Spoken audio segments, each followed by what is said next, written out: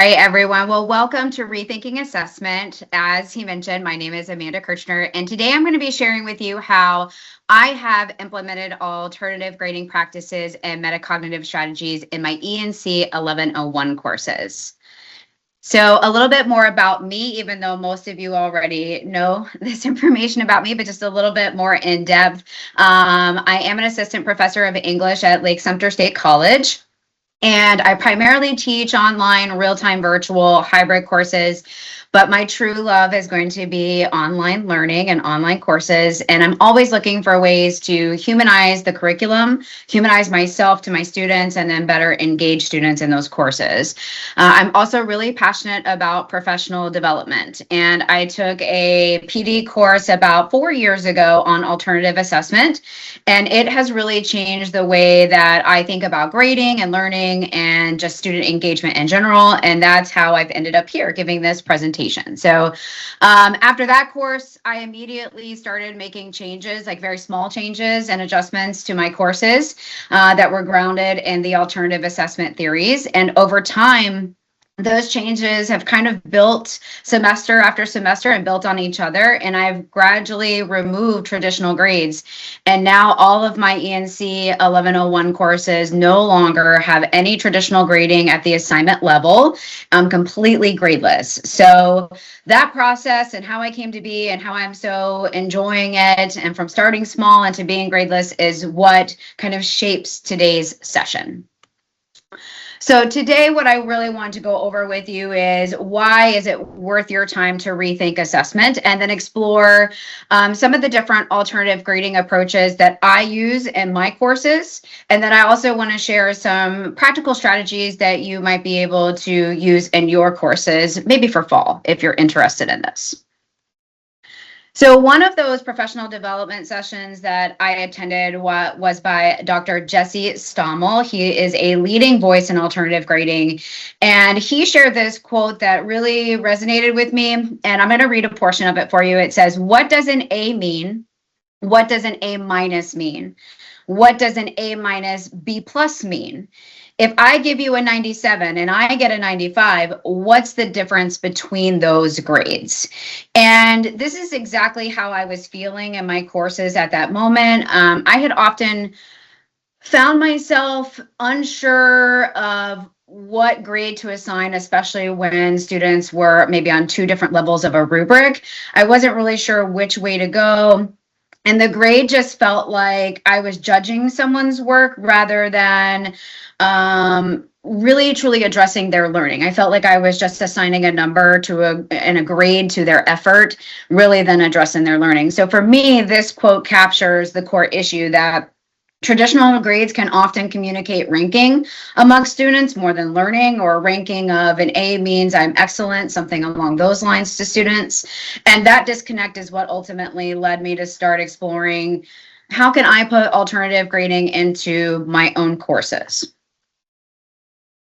Now, why should we rethink assessment? So outside of that professional development course that I took, one of the reasons that I started to rethink assessment was because of some of the issues that I was facing, particularly in my ENC 1101 courses, where students were prioritizing points over their progress. And one of the main issues I was really struggling with was this underused feedback.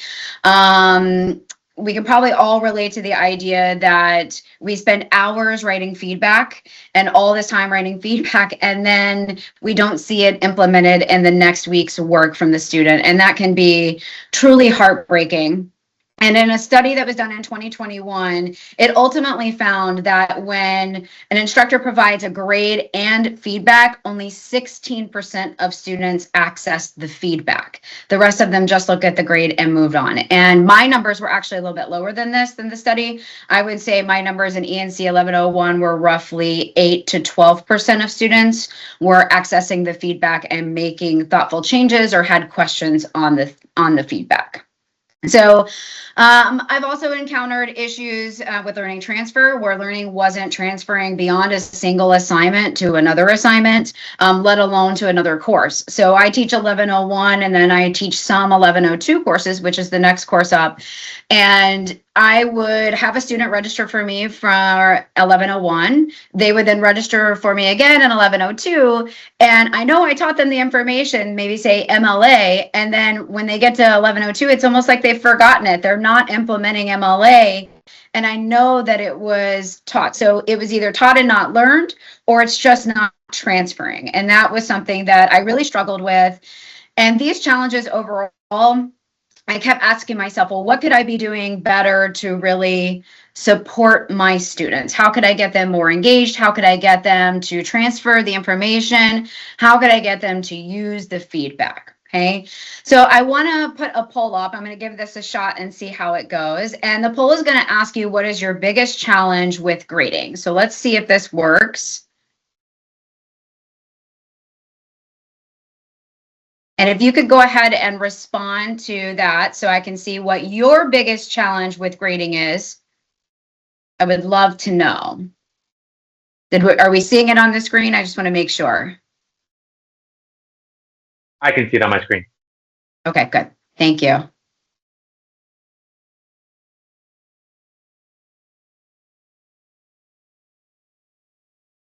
All right. So 44% of you said that students focus on grades over feedback. And that's exactly why I really wanted to bring you here and talk to you about this, because I was experiencing that as well. And alternative grading removes that to an extent. So let's talk about a couple of the different types of alternative grading. There are several approaches that fall under alternative grading. I'm not going to name them all here, but I did want to discuss the ones that I'm using in my class. So we have ungrading, which I use at the assignment level, and that's where we look to minimize or remove traditional grades. Now, initially, when I started doing this, I minimized grading on an assignment here, an assignment there, and a low stakes assignment. And now, as I've mentioned, I'm completely gradeless in ENC1101. So I don't want you to think that you have to start out with removing all of the grades. Ungrading or any form of ungrading is essentially minimizing the grades so that feedback becomes the priority for students. Specifications grading is another example. I use this at both the assignment level and the course level. And really what this means is you've given students a very specific set of grading criteria or evaluation criteria where they will know exactly what is expected from them on the assignment, and then also in terms of how they're going to do in the course. So essentially just being very specific on how they're going to be evaluated. And then finally, there's contract grading, and I also utilize this. I utilize this at the course level, and this is essentially where students select a contract, essentially, of what grade they want to receive in the class. And I would say that the way that I use this, if I'm giving you a quick example, is I have a rubric in my syllabus after my grading statement that essentially explains that here are the criteria for students to be successful and here are the grading levels. So if a student wants to earn an A in a class, they can go to this rubric and they can see exactly what they have to do in order to earn that A level grade. If they want to earn a C, then they can go and they can see, okay, I have to do all of these minimum things here to get a C in the class. So I would just say that each of these offers a different way to shift attention from points to learning. And I'm going to go more in depth on these in just a little bit. But I really wanted to share with you kind of a quick glimpse of what I'm doing in the class and at what level each of these practices kind of perform at. And again, one of my favorite elements of alternative grading is that it's not one single approach or a single way to be implemented into a course. So if you're not comfortable with contract grading or you're not comfortable with ungrading, then maybe you go with specifications grading. There's all these small ways for you to implement it. There's a lot of flexibility when it comes to making alternative grading work for you and your students and your type of class. Okay, so just real quick, we're going to save most of the questions to the end of the session, but I want to know in the chat real quick, is anyone already using any of these in their classes? Anybody already kind of doing one of these? And if not, could you put no? So even I know that you're not doing it. Not yet. Okay, good. Okay. I love the not yets. Specifications grading. All right, good. Couple no's. All right, thank you for sharing. Not right now. All right, perfect. Okay. So let's go and dive a little bit deeper into ungrading. This is where I really started when I started working with alternative assessment. And ungrading at the assignment level shifts the emphasis away from points toward feedback and reflection, essentially. And students are still evaluated. I don't want you to think I'm not evaluating students at all. I am still evaluating them, but the focus is on understanding their learning and their progress in the class and their process in order to get to where they are. And how I do that is it often includes self-assessment. There's a lot of self-assessment in my class. There's a lot of revision ongoing in my class. And there's also this ongoing dialogue through check-ins. I have check-ins with my students as well. So in my courses, I build reflection into every assignment. And say you wanted to start small with ungrading, one thing that you could do is implement these metacognitive practices by adding a reflection just at the end of one assignment. That's a great way to start small, right? So, but for all my classes, or for I should say for 1101 and all of the assignments, every assignment has an opportunity for revision. It's always guided revision and guided reflection. So they kind of go hand in hand there. Not only do my students complete their assignments or whatever the objective is for the assignment, but at the end of that assignment, I really want to know what were their choices that they made. What were their challenges that they faced? How do they feel that they have grown as a writer or as a student at the end of that week? So every assignment has like this little reflection. I also use the structured self check-ins through the semester to kind of discuss their progress. So students do self-assessment, right? They do kind of see where they're at in those reflection and those revision activities. But I also like to have check-ins with students so they know exactly how they're progressing in the class. The first one happens around week 4. Then I do another one at midterm. I do another one at week 10. And then I'll do another one at the end of the semester if needed. And the purpose of these check-ins is to assess progress, talk through feedback, help them set their goals. Sometimes students set a goal in the beginning of the semester and then life happens and then we talk again at, midterm and they're saying, well, my goal has changed a bit. I no longer need to get an A in this class. I really just need to get through it with a C because I've got X, Y, and Z going on. And we kind of adjust those goals if needed. So the evaluation becomes more of an ongoing dialogue, if you will. And what I have found is that really reduces anxiety for students. It encourages them to focus more on improvement and the level of improvement that they want to have during the semester and in this class. And it also shifts the conversation from what did I get on this assignment to what did I learn from this assignment.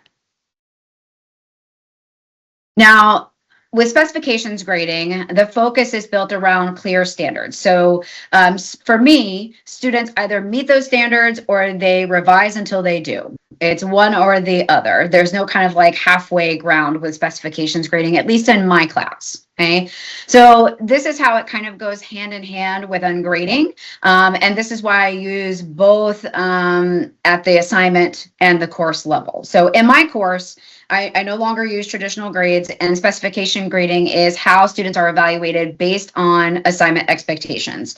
So as you can see on the slide, these are kind of the ways that I evaluate students. So in my gradebook, this is how I have it set up. I have a complete satisfactory, and what students see in the gradebook is a green check mark. And that means that they have completed the assignment, it is satisfactory, and I will leave extensive feedback on what they're doing well, maybe something for them to think about as they move forward in the class, but overall they've met the specifications on this assignment. They're not earning any points, but congratulations, you got a green check and you're ready to move on to the next week. Then I also use a complete not yet idea, which means that the student has completed the assignment. But they haven't quite gotten the full concept or the full specification there. They're not there yet. So while they have completed it and they are progressing and they still get a green check mark, they're just not quite there, and I will request a revision from the student. Now, again, the revision is requested. It is not required because they've already earned that green check mark, but I'm hoping, and I would say that most students who really want to do well in the class or are really involved and invested in their education, they take that opportunity to revise and resubmit the assignment for further feedback. Now, students can also use an earn complete or an incomplete.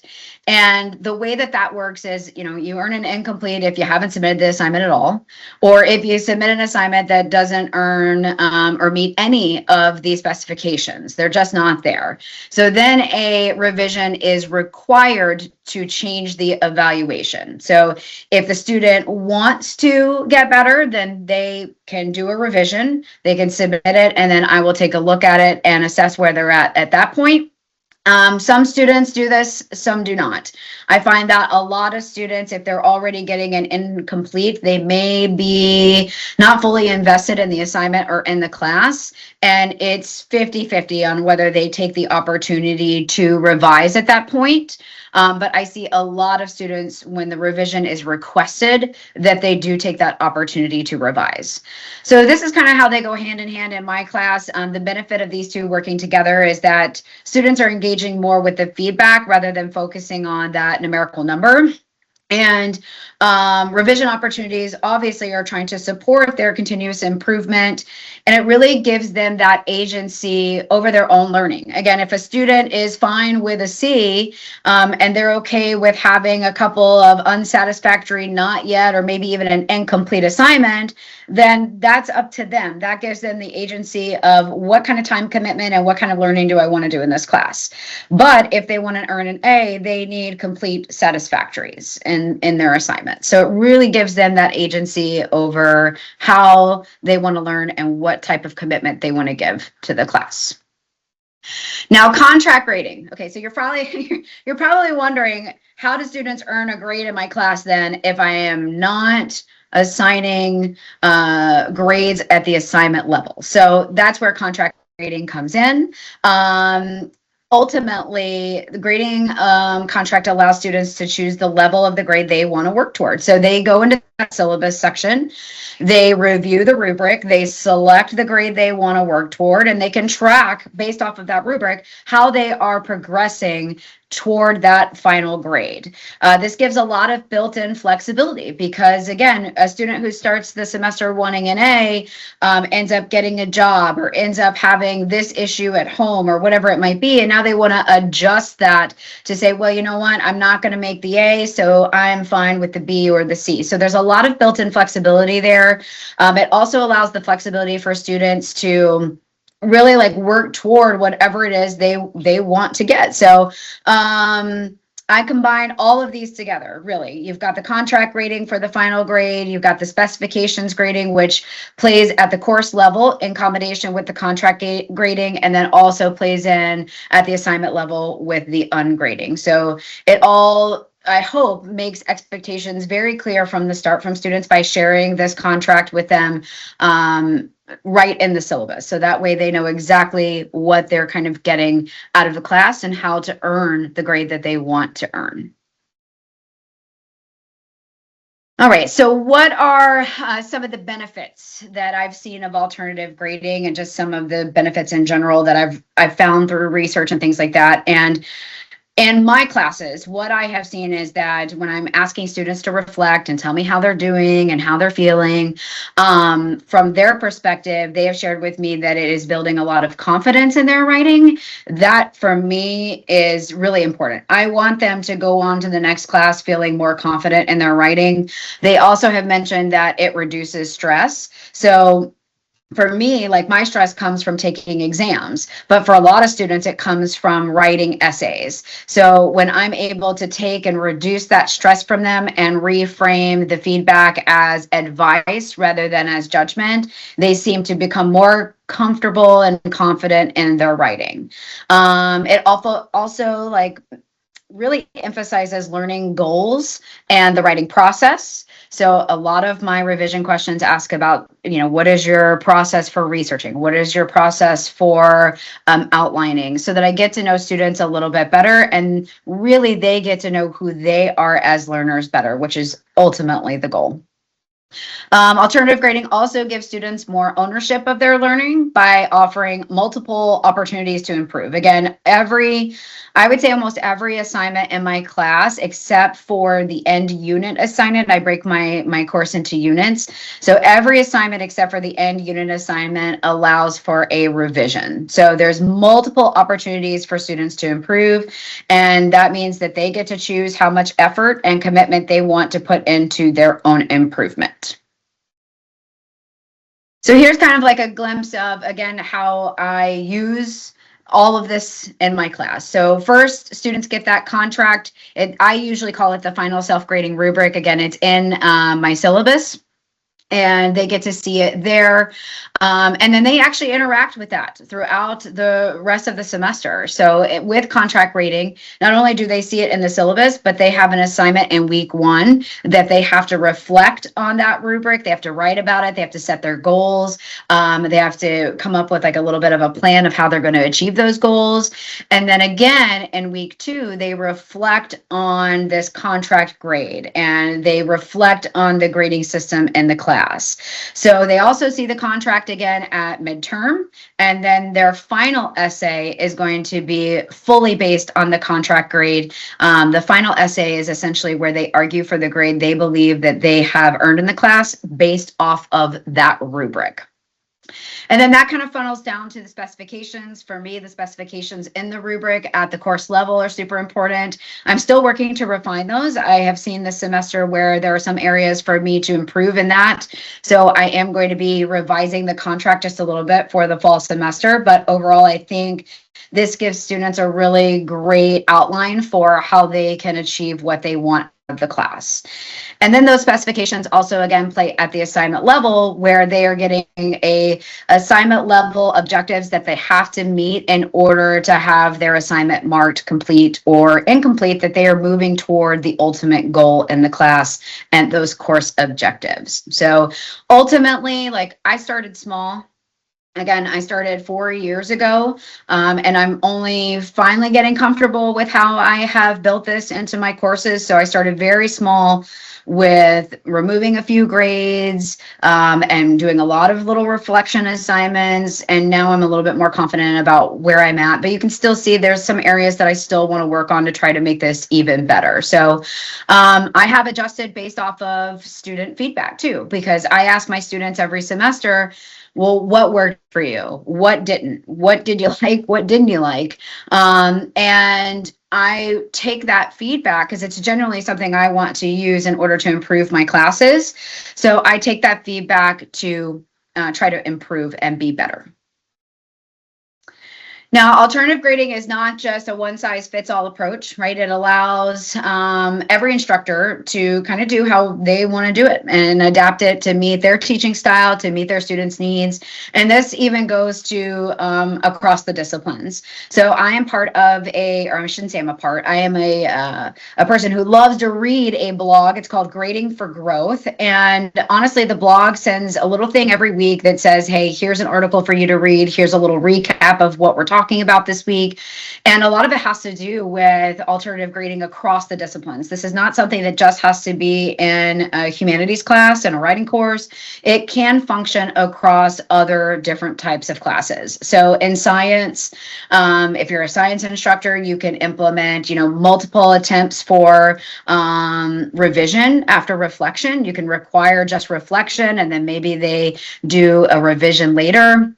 Feedback loops are another way that you can implement alternative grading. If you're a math instructor, the most common way that I've been reading about for math instructors are these short ungraded quizzes or skill checks, maybe even ungraded homework. Those are great ways to really implement alternative grading into that class as well. And then metacognition can be implemented across the board, right? We can always ask for some reflection I have seen some people say that they want to do like tokens for revision. I don't, I hear a lot, I don't have a lot of time for constant revision in my classes. So they'll even give like a little token for revision after a reassessment or after a reflection. And that kind of moves instructors toward alternative grading. So ultimately, it can be used across the disciplines and the structure that you like and the structure that works for you. There's not one way to have to do this. All right, so what does this look like in practice? And overall, it essentially means that students learn something from your class, they practice it, they submit an assignment, they maybe assess themselves. I have my students do a lot of self-assessments, or I assess them. They receive feedback, they reflect and revise again, and then they get reassessed. And they can either reassess at their level or I reassess them. So that's kind of how it all works in practice, moving toward that final grading contract or whatever grade they want to achieve. All right, so here are some practical classroom strategies. If you're saying, well, like where can I really start with this? Again, you can do minimizing grades. You can also delay grades. I've actually talked with a couple of different colleagues from other institutions where they delay grades. So the feedback goes first. They require the student to acknowledge the feedback and then to revise, and then they do the grading. So they actually don't even grade the first one. They take a look at it, they give some steps for revision, the student acknowledges the revision, and then they resubmit. So you can do delay grades, of course, emphasizing feedback, that token system that I talked about. Maybe you don't have time for assignments to have all revision. So you say, okay, well, there's 2 tokens for revision. You get to choose when you use them. That's another element that you can include. Short reflective checkpoints and assignments, guided self-assessment before submission, simplify your grading, build in those opportunities for students just to try to learn and get better. Okay, so I have another poll I want to share with you real quick. And it's basically going to ask you, let me get ready for it. It's going to ask you, hang on. Let me see if I've got it here.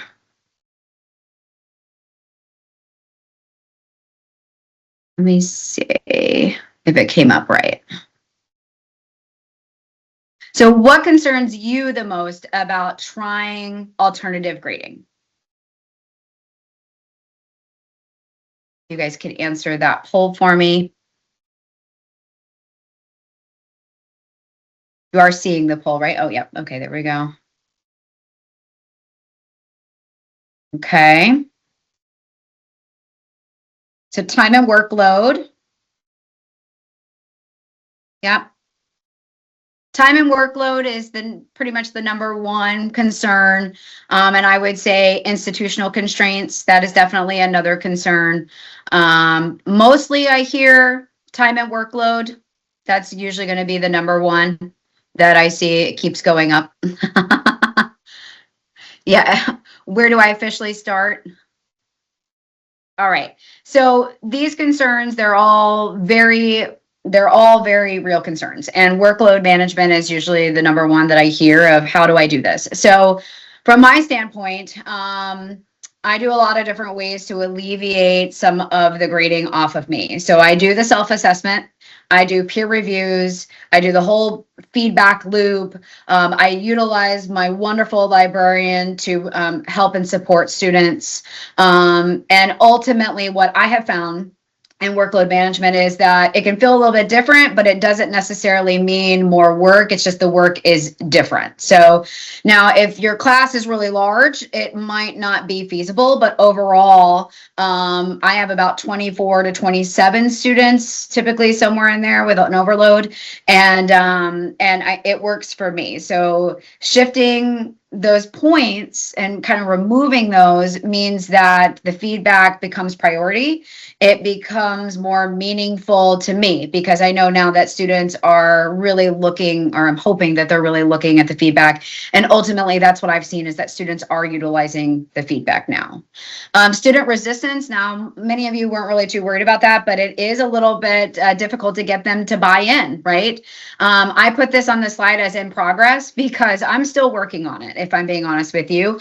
I think that I would say probably about 85% of students get it and they understand the what am I doing here? What is alternative grading, and the why of why it's in my class and why I find it important.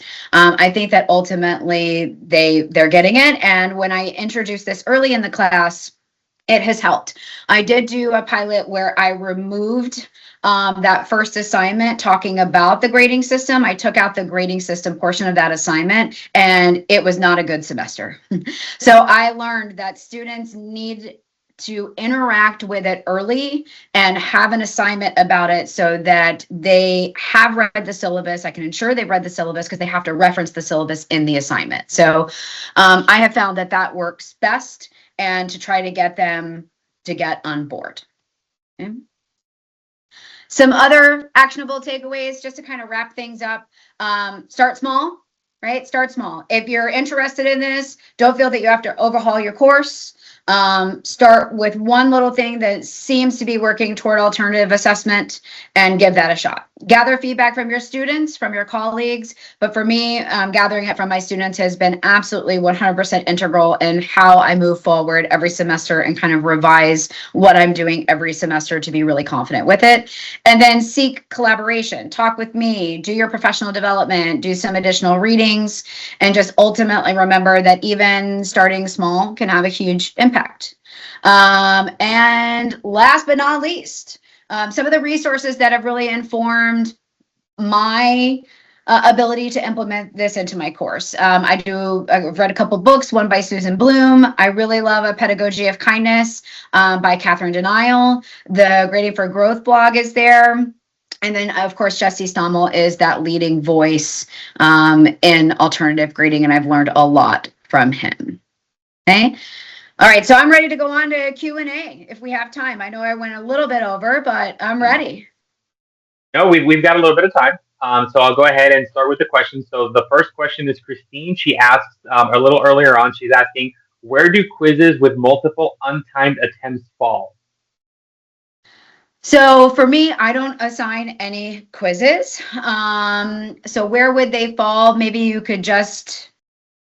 I feel like that's already kind of ungrading, right? If you're already giving them no time and limit, unlimited attempts, you're already giving them that ability to not quite get it and then try again and not quite get it. So I would just not assign points to it personally, but I don't use quizzes in my class. Great. Thank you. Christine has another question, and she asks, how do you avoid a tsunami of revisions at crunch grading time? So for me, when I get to the end of a unit, it is a summative assessment. I don't allow revision. So when I first started doing this, I didn't have units and it was a free-for-all. I thought that allowing students the opportunity to revise a week 2 assignment in week 15 was great for them. And while it was great for them maybe personally, it was not great for their writing or engagement in my class. So I changed the structure and I decided that units were a better opportunity to say, okay, well, unit 1, by the end of that unit, you have to have all of your revisions and resubmissions in, and then the summative assessment at the end of the unit is not available for revision. So I had to kind of put a cap on it so that I don't have this huge wave of revisions coming in. And I would say probably like where I'm at right now, right? Students are doing a draft of their argumentative essay that we're required to assign. They are working on the draft themselves. Next week, they'll do a self-assess and a peer feedback. Then they'll be able to meet with me and then they'll submit the assignment. And again, that's not a revision assignment. That is at the end of the unit. That that is a summative assessment. So I basically back off of their revisions after the draft process for that assignment. And then their final assignment is their final argumentative essay where they argue for their grade. So I hope that answers that, Christine. She's coming at me hard. Yeah, she is. She's grilling you today. But she did reply back. She says, a hard due date for the summative and no revisions. That sounds much more manageable. So it sounds like you answered her question. Okay, good. All right, next question by Deb Snellen. And Deb asks, how do due dates work with this system? Do you still have an initial due date extension? I feel like you partially answered that question already with what you said, but I'm sure you can probably add some more. So she wants to know if I have due dates. Is that what I'm getting from that? Yeah, how do they work with this system? Are there initial due dates? Are there extensions?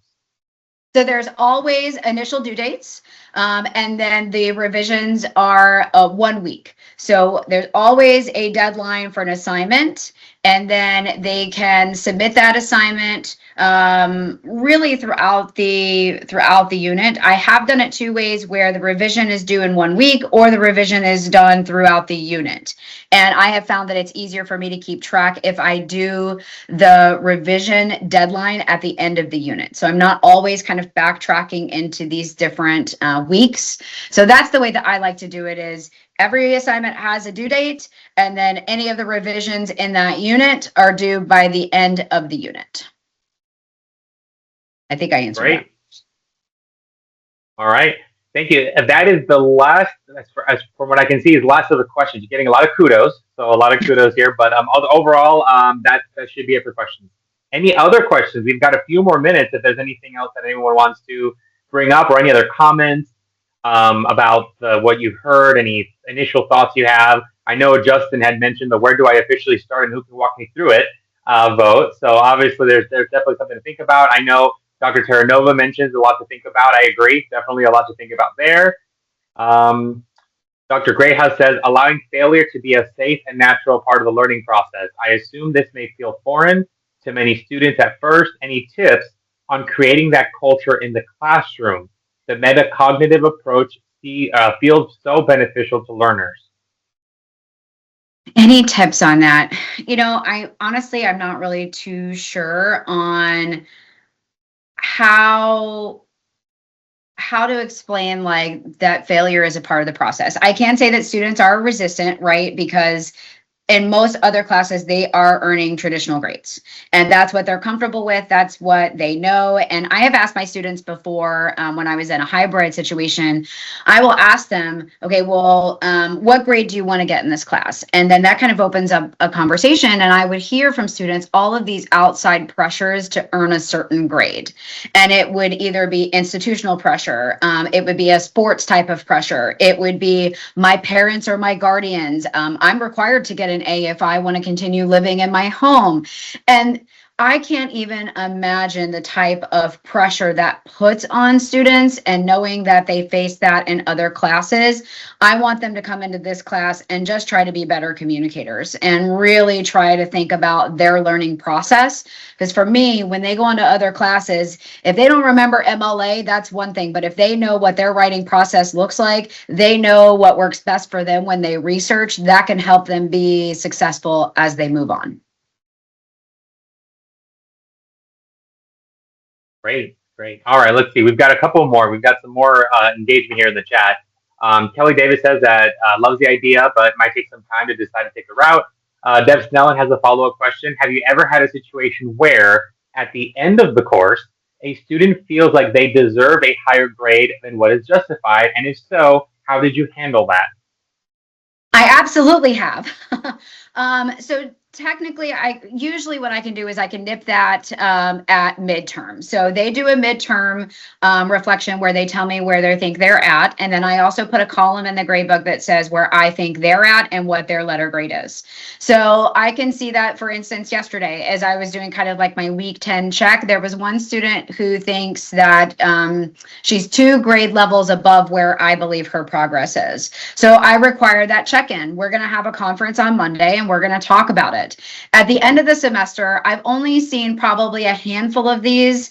One of them was just outrageous, where it was, I believe I've got an A in the class, and the student hadn't done any work in over, I think it was like 11 weeks. So I'm not really sure why they were thinking they were getting an A. Maybe they were just taking that hopeful shot at that.